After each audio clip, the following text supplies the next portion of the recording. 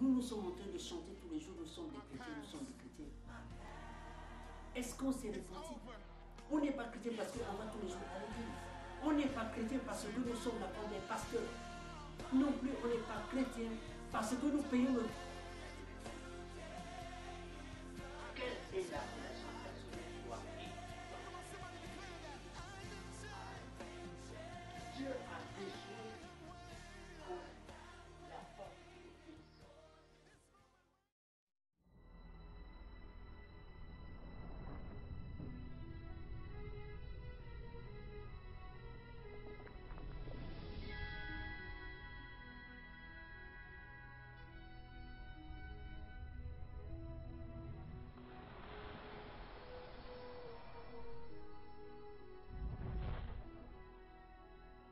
Que Dieu est grand et Nous avons changé la parole de Dieu dans ces choses des miracles. et l'étendue manifeste sa merveilleuse création. Aujourd'hui, je peux encore dire qu'il faut qu'on change notre logiciel spirituel. Ils le font connaître. Frères et sœurs dans la foi, nous vous disons merci. Avant de commencer notre prédication aujourd'hui, nous allons remercier le Seigneur. C'est lui qui nous a donné cette opportunité d'être ce soir avec vous. Je vous remercie au nom puissant de Jésus-Christ. Je veux prier pour demander à Dieu qu'il accorde sa miséricorde afin que cette prédication touche toutes les personnes qui sont là dans la salle, toutes les personnes qui nous suivent sur les chaînes de télévision, toutes les personnes qui nous suivent sur les internautes. Soyez bénis au nom puissant de Jésus-Christ. Éternel Dieu, Père Tout-Puissant, nous te remercions, nous te rendons grâce et nous te bénissons. Tu es Dieu dans ta bonté. Tu es Dieu dans ton amour. Tu es Dieu dans ta miséricorde. Merci, Papa, d'être encore avec nous ce soir, ensemble avec ton Fils Jésus-Christ. Nous espérons que la prédication de ce soir va nous enseigner, va nous édifier dans beaucoup de points que nous avons l'habitude d'ignorer. Merci Jésus de ta présence au milieu de nous. Jésus, aujourd'hui, notre prédication, pour ne pas dire notre enseignement, est basé sur ta vie sur la terre. Et nous espérons que toi-même, par la présence de ton Esprit Saint, qui est notre consolateur, que tu as envoyé sur la terre pour nous enseigner, va nous enseigner, va nous édifier et va nous dire des choses cachées. Merci Père, merci Jésus, merci Saint-Esprit. Amen. La prédication d'aujourd'hui, c'est Jésus-Christ, personne physique. Pourquoi Jésus-Christ, personne physique? Nos frères chrétiens, aujourd'hui, sont dans une confusion totale, pour ne même pas dire dangereuse. Nous sommes en train de confondre beaucoup de choses dans la vie de Jésus-Christ sur ce que nos frères prédicateurs nous enseignent. Aujourd'hui, par la présence de l'Esprit Saint, nous serons enseignés de la vie physique de Jésus-Christ. Pour commencer, qui est Jésus-Christ avant la naissance? Pour avoir la lumière, nous allons prendre notre Bible et nous allons lire dans le livre de Colossiens 15 à 19. Il est écrit: il est l'image de Dieu invisible, le premier-né de toute la création, car en lui ont été créées toutes les choses qui sont dans le ciel et sur la terre, les visibles et l'invisible, trône, dignité, domination, autorité, tout a été créé par lui et pour lui. Et avant toute chose, et toute chose subsiste en lui. Il est la tête du corps de l'Église. Il est le commencement, le premier-né d'entre les morts, afin d'être en tout le premier, car Dieu a voulu que toute plénitude habite en lui. Nous allons retenir le mot « le commencement ». Il est le commencement. On ne sait pas qui, mais nous retenons « il est le commencement ». Prenons notre livre de Jean 1.1. Il est écrit: au commencement était la parole, et la parole était avec Dieu, et la parole était Dieu. Il était le commencement avec Dieu. Là, nous allons prendre le mot parole. Mes chers frères et sœurs, suivez-moi attentivement parce que vous allez découvrir beaucoup de choses qui sont cachées. Vous allez découvrir beaucoup de choses qu'aujourd'hui, nos frères prédicateurs nous mettent dans une confusion totale. Nous allons partir petit à petit. Je disais donc, sur la première lecture de Colossiens, nous avons gardé le mot « le commencement ». Sur la deuxième lecture de Jean 1.1, nous prenons la base de cette prédication qui est la parole. Ça veut dire quoi? Ça veut dire Jésus-Christ.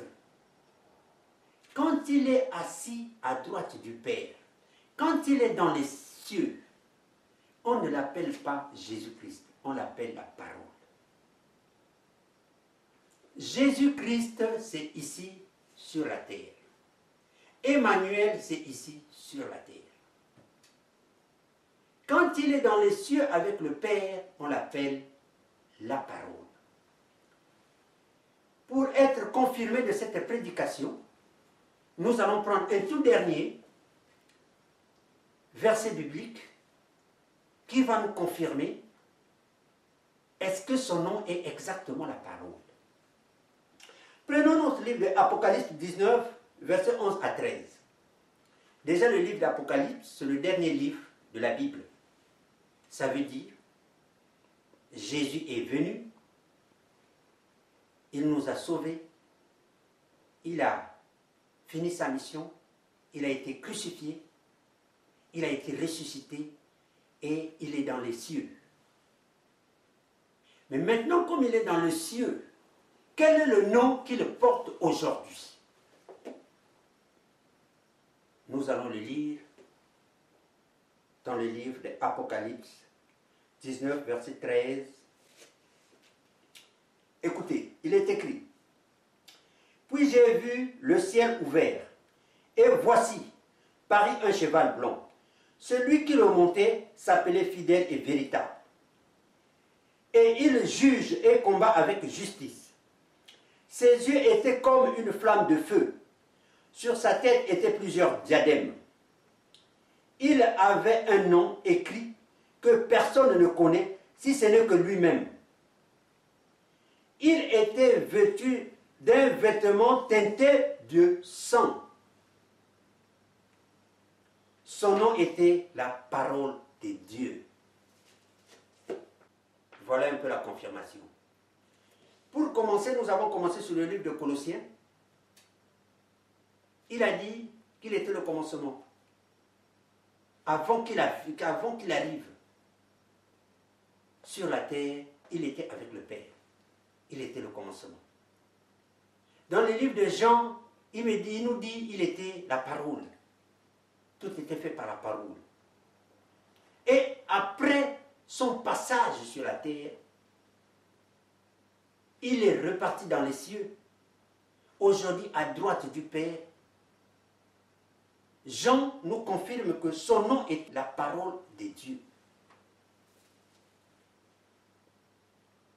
Donc, le nom de Jésus-Christ, c'est sur la terre. Le nom de Emmanuel, c'est sur la terre.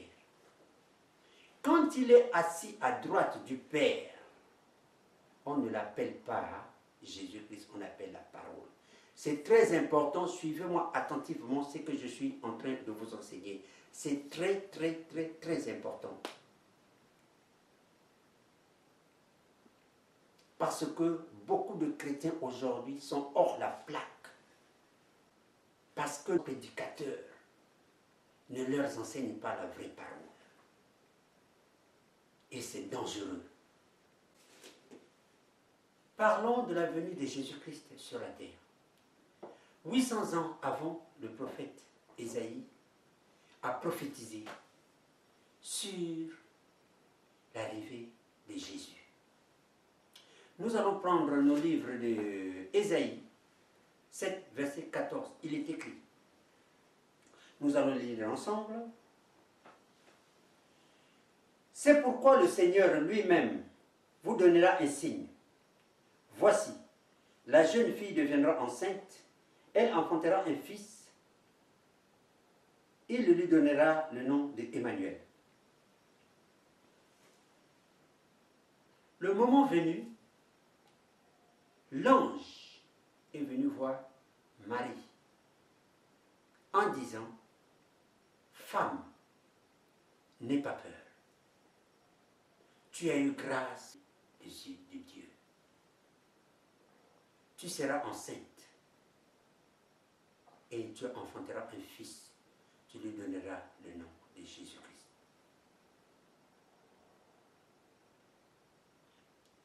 Il est allé voir Joseph. Il a dit à Joseph, ne te sépare pas de Marie. Elle sera enceinte de l'Esprit Saint. Et tu enfanteras un fils, tu lui donneras le nom de Jésus. Quand nous prenons notre livre de Matthieu 1,16, il est écrit, on va le lire. Jacob engendra Joseph, l'époux de Marie, de laquelle est né Jésus. Il est appelé Christ. Ma première question est que signifie Jésus? Que signifie Christ et que signifie Emmanuel? Aujourd'hui, les chrétiens sont en train de crier à gauche et à droite, Jésus, Jésus, Jésus, Jésus, Jésus, oui. Mais que signifie Jésus? Aujourd'hui, le nom de Jésus devient comme Obama. Le nom de Jésus devient comme Nicolas Sarkozy. Même dans les choses qu'il ne faut pas glorifier le Seigneur, on crée Jésus. Mais que signifie Jésus? Jésus signifie en hébreu sauver ou délivrer. En langue hébreu signifie Joshua. Christ signifie oint de Dieu. En langue hébreu signifie Mashiach. Emmanuel signifie Dieu est avec nous.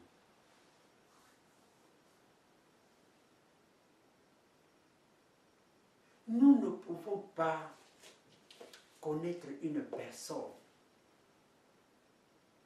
comme un star. Nous devons connaître ce qu'il est, ce qu'il a fait pour nous et ce qu'il est venu faire pour nous. Je répète, nous devons chercher à connaître ce qu'il a fait pour nous, ce qu'il est venu faire pour nous.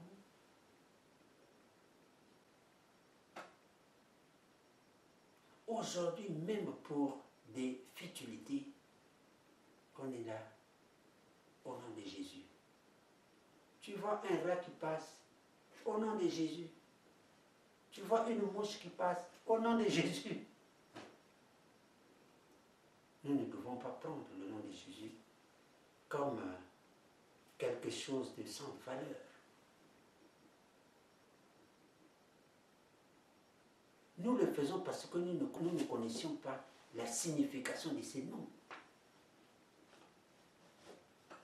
Une personne qui connaît une signification de ce nom doit avoir la crainte de prononcer ce nom-là n'importe comment. La majorité des chrétiens sont en train, si tu veux, un peu de divaguer un peu dans le nom de Jésus. Tout simplement parce qu'ils ne connaissent pas les significations. Parlons de la cause et la mission de Jésus-Christ. Quelle était la cause de la venue de Jésus-Christ? Jésus-Christ est venu pour nous sauver. Jésus-Christ est venu sauver l'humanité. Jésus-Christ est venu sauver le monde.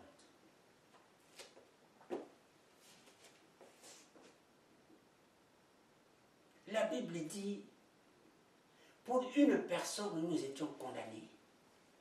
Pour une personne, nous sommes sauvés.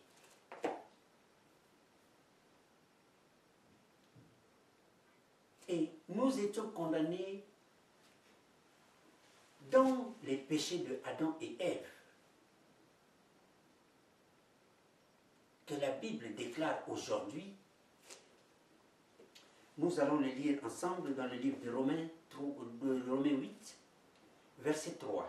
Il est écrit: car chose impossible à la loi, parce que la chair la rendait sans force. Dieu a condamné le péché dans la chair, en envoyant, à cause du péché, son propre Fils dans la chair, semblable à celle du péché. Nous étions condamnés par le péché et par la chair. C'est pourquoi que Jésus s'est fait chair pour venir nous délivrer de ces péchés-là.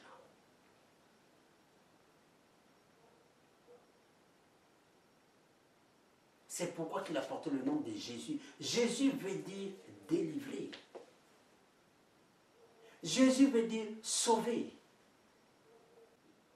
Et la deuxième mission de Jésus était pour nous enseigner. Jésus-Christ est venu nous enseigner comment obéir à la loi. Jésus-Christ est venu nous enseigner comment faire pour rentrer dans le royaume des cieux. Jésus-Christ est venu pour nous enseigner comment vivre sur la terre. Les enfants de Dieu doivent avoir une conduite. Nous allons voir la vie de Jésus-Christ. La première chose, nous allons parler du baptême. Le baptême de Jésus-Christ. Jésus-Christ est le Fils de Dieu, il est Dieu. soit dit entre nous, quelle importance qu'il avait pour se faire baptiser. Il était le Fils de Dieu. Il n'avait pas d'importance de se faire baptiser. Parce qu'il était le roi de Dieu.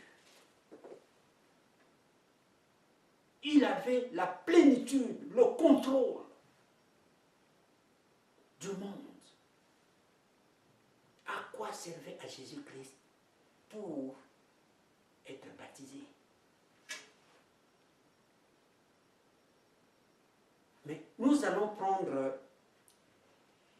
le livre de Matthieu pour suivre un peu quelle était la conversation de Jésus et de Jean-Baptiste. Il est écrit, alors Jésus-Christ vint à Galilée au Jourdain, vers Jean, pour être baptisé par lui. Mais Jean s'y oppose en disant, c'est moi qui ai besoin d'être baptisé par toi, et tu viens à moi. Jésus-Christ lui répondit, laisse faire maintenant, car il est convenable que nous accomplissions ainsi tout ce qui est juste. C'est ce que je venais de dire. Même Jean-Baptiste, il a vu Jésus, mais il dit, mais écoute Jésus, mais c'est moi qui viens vers toi pour être baptisé. Et tu viens vers moi pour que je puisse te baptiser. Il était étonné. Jésus a dit, laisse faire. Nous les chrétiens, ça allait tirer notre attention. Ça allait tirer notre attention. Le baptême de Jésus-Christ, c'était pour nous enseigner que dans nos vies, chaque chose a un temps. Nous avons un temps pour vivre. Nous avons un temps pour courir. Nous avons un temps pour faire ce que nous sommes en train de faire. Nous avons un temps pour mentir. Nous avons un temps pour accuser des personnes. Nous avons un temps pour voler. Mais il y a un temps que nous devons arrêter, que nous devons changer. Le baptême vous permet de changer votre vie. Le baptême vous permet de marcher selon la volonté de Dieu. Vous allez m'excuser, le thème d'aujourd'hui, ce n'est pas le baptême. Le baptême de Jésus-Christ était pour nous enseigner. Il n'avait pas besoin d'être baptisé, Jésus-Christ. C'était pour nous enseigner. Ça, c'était le premier enseignement. Après avoir baptisé, je ne parle pas de tentation parce que les tentations, on va en parler après. Parlons après le baptême. Il est rentré en Galilée pour enseigner. Quelle était la première prédication de Jésus-Christ? Il a dit, repentez-vous, car le royaume de Dieu est proche. Avant qu'il appelle Pierre et André, qui sont les frères de Simon, il a dit, repentez-vous, car le royaume de Dieu est proche.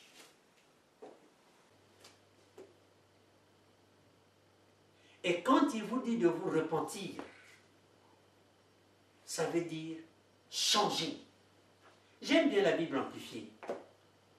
La Bible amplifiée dit changez, car le temps qui vous est imparti sur la terre est très court.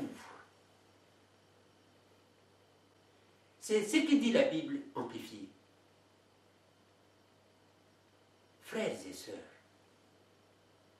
quand nous parlons de la repentance, nous parlons du changement de notre vie. Nous devons un moment prendre conscience que ce que nous sommes en train de faire n'est pas bon. Que le chemin que nous avons opté n'est pas celle-là que Dieu veut. Nous devons arrêter et changer de direction. Changer notre vie, frères et sœurs. Prendre la bonne direction, qui est la direction de suivre notre guide, Jésus-Christ. Jésus-Christ est venu nous enseigner sur beaucoup de choses. Jésus-Christ nous a enseigné sur la béatitude. Jésus-Christ nous a enseigné sur l'amour. Jésus-Christ nous a enseigné sur le chemin. Jésus-Christ nous a enseigné sur le pardon. Jésus-Christ nous a enseigné sur la convoitise. Jésus-Christ nous a enseigné sur les offrandes. Jésus-Christ nous a enseigné comment donner. Nous allons prendre quelques passages bibliques pour nous édifier dans les enseignements de Jésus. Jésus-Christ nous a enseigné sur la colère et les offrandes. Écoutez ce qu'il est écrit. Prenons notre livre de Matthieu 5, versets 22 à 24. Il est écrit. Mais moi, je vous le dis, que quiconque se met en colère contre son frère mérite d'être puni par les juges. Que celui qui traite son frère d'imbécile mérite d'être puni par le tribunal. Et que celui qui le dira insensé ou fou mérite d'être puni par le feu de l'enfer. Si donc tu présentes ton offrande à l'autel et que tu te souviens que ton frère a quelque chose contre toi, laisse ton offrande devant l'autel et va d'abord te réconcilier avec ton frère. Puis tu viendras présenter ton offrande à Dieu. Ce verset biblique doit interpeller votre attention. Nous sommes beaucoup de chrétiens dans les églises. Et quand il s'agit des offrandes, tu vois tout le monde se lève pour aller donner l'offrande. Vous êtes sûr que toutes ces personnes n'ont pas de problème avec des personnes?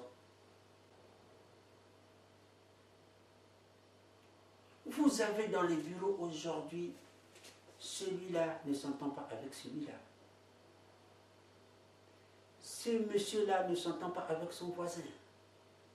Dans les familles, on est séparés, on ne s'entend pas. Mais nous sommes toujours dans les églises en train de donner les offrandes. L'enseignement de Jésus n'est pas obéi. Il dit, si tu t'en souviens que tu as un problème avec ton frère, laisse ton offrande devant l'autel, va te réconcilier et après tu reviens. Présenter ton offrande. Nous sommes fiers d'aller donner les offrandes à l'église. Mais derrière le dos, qu'est-ce que nous portons? Que la colère, que les mauvaises pensées. Où est la loi de Dieu là-dedans?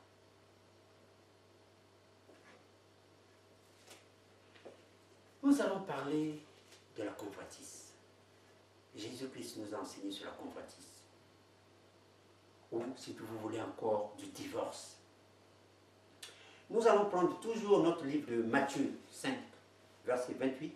Il est écrit. Mais, je vous le dis, quiconque regarde une femme pour la convoitir a déjà commis l'adultère avec elle dans son cœur. Mais moi, je vous le dis, que celui qui répudie sa femme, sauf pour cause d'infidélité, expose sa femme à devenir adultère. Et que celui qui épouse une femme répudiée commet un adultère.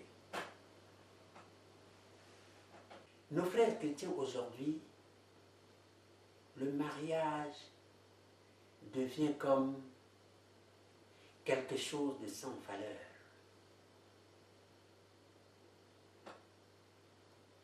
On se marie aujourd'hui, on se sépare demain. Et on se remarie demain pour se séparer après-demain. Mais nous sommes dans l'ignorance de la loi de Dieu. Jésus a dit, c'est lui qui répudie sa femme sauf pour cause d'infidélité. Et celui qui prend une femme qui a été répudiée a déjà commis de l'adultère.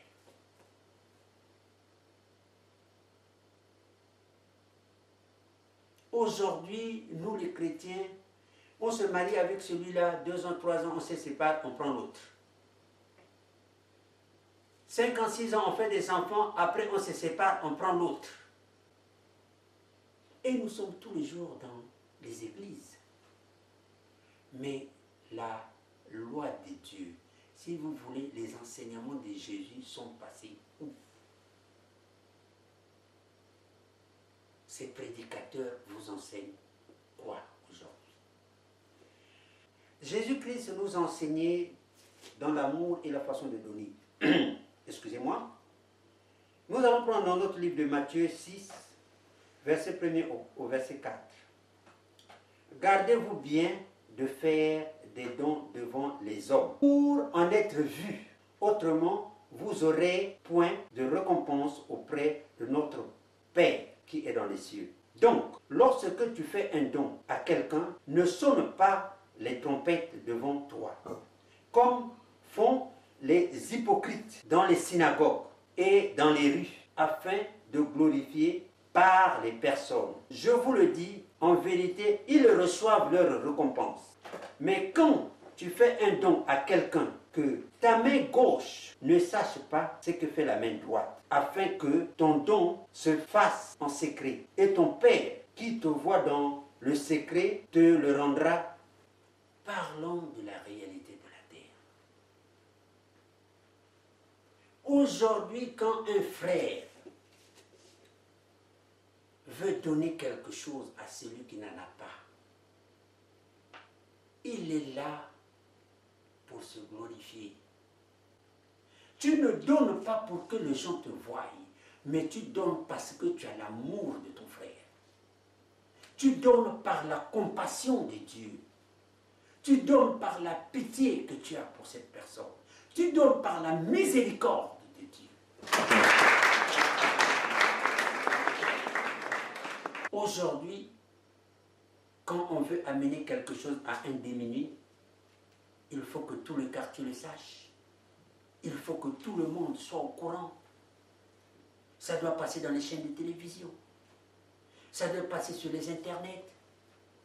Parce que tu as donné quelque chose à manger à un de tes frères. Jésus vient de nous enseigner. Ne soyez pas comme des hypocrites.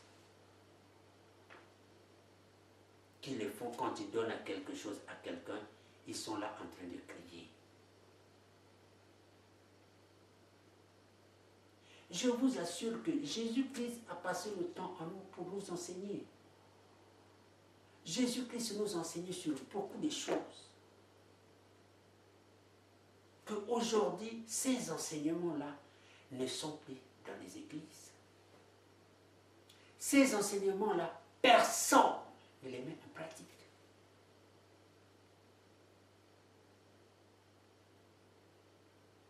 Nous avons tourné ces prédications-là, ces enseignements-là au revers de la main,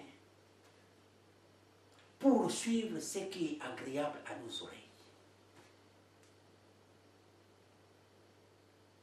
Les prophéties, les miracles, les délivrances. s'agit vraiment d'être dans la vraie parole de Dieu, nous sommes hors la plaque. Jésus-Christ nous enseignait dans la prière. Ça, c'est très important. Ça, c'est très, très, très important. Quand nous prenons notre livre de Matthieu 6, pour la prière, nous qui nous disons les chrétiens, écoutez bien et suivez-moi attentivement. Prenons notre livre de Matthieu 6, verset 5 au verset 8.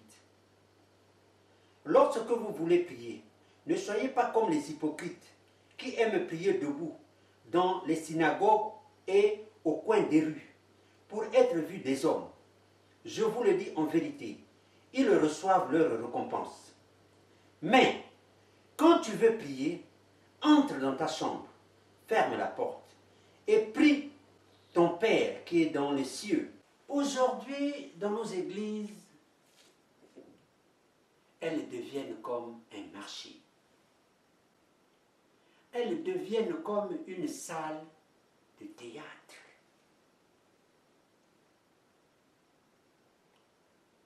Tout le monde est debout en train de crier. Si c'est comme leur Dieu avait un problème des oreilles.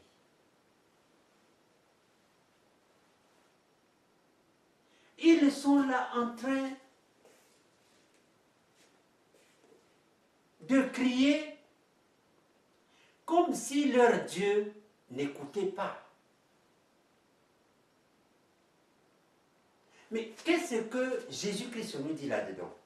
Il dit, lorsque vous voulez prier, ne soyez pas comme les hypocrites, debout dans les églises, en train de crier.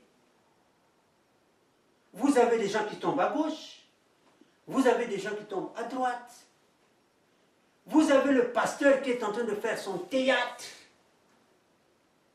dans les miracles, dans les délivrances. Mais Jésus-Christ nous enseigne de ne pas être comme les hypocrites ou les païens qui aiment prier debout dans les églises ou dans les coins des rues. Tu vois une personne dans le bus et elle est là en train de... Pour montrer à tout le monde, c'est elle seulement qui connaît Jésus. C'est elle seulement qui a le don. Mais je peux vous rassurer que vous recevrez de votre récompense. Il a dit, rentre dans ta chambre, pour ne pas dire, reste dans ton cœur. Dis-lui tout ce que tu as besoin. Ça ne sert à rien de crier. Ça ne sert à rien de te montrer que c'est toi qui connais prier. Aujourd'hui, nos églises n'ont plus de valeur.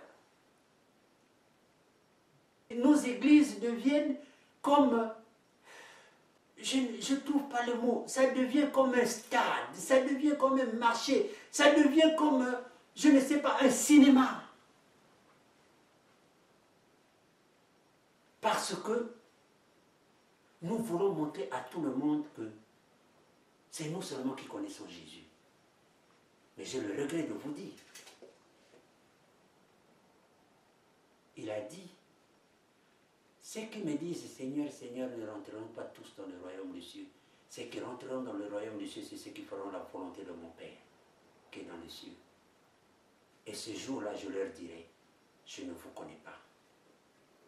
Quand ils vont me dire, Seigneur, nous n'avons pas chassé les démons à ton nom, nous n'avons pas fait des miracles à ton nom, je leur dirai ouvertement, je ne vous connais pas. C'est ce que vous êtes en train de faire, vous, dans les églises. Criez. Montrez à tout le monde, c'est vous qui connaissez Jésus. Et ceux qui ne parlent pas, ils ne connaissent pas Jésus. Mais vous êtes dans l'ignorance. Peut-être les personnes qui ne parlent pas là, c'est eux qui connaissent Jésus. Tout ce qui brille n'est pas de l'or. Tous ceux qui font du bruit dans les églises, ce ne sont pas des chrétiens. Mais je veux vous enseigner en quelques mots notre prière de notre Père. Frère, cette prière-là, notre Père, que Jésus nous a enseigné, si vous voulez prier, priez notre Père. Si vous pouvez comprendre la profondeur de cette prière,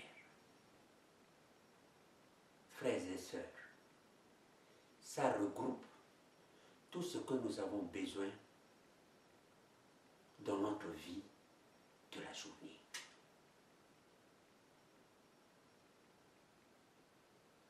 Dans la journée, tu as besoin de quoi? La première des choses, que Dieu soit avec toi.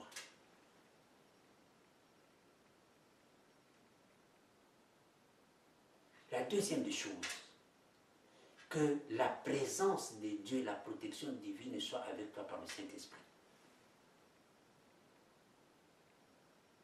La troisième des choses, que Dieu comble tous tes désirs de la journée.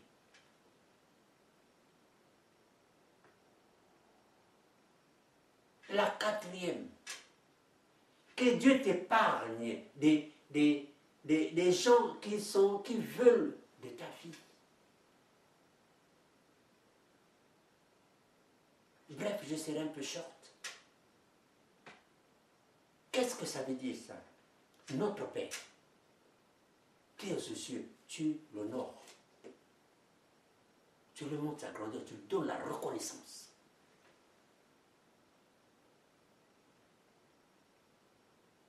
Que ton nom soit sanctifié.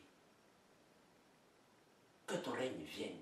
Le règne que nous demandons, c'est la présence de l'Esprit Saint pour nous protéger. Le règne que nous demandons, c'est cette présence-là, le Saint-Esprit, pour nous protéger. C'est ce que nous demandons au Père. Donne-nous notre pain de séjour. Le pain de séjour ne signifie pas qu'on prend un morceau de pain dans une boulangerie pour te donner. Le pain de séjour renferme tout ce que tu vas recevoir dans la journée. Comme dit, moi je les appelle des chrétiens païens. Mes chers frères et sœurs, restez avec moi pour la suite de cette prédication. Mieux vaut la fin d'une chose que son commencement. Amen.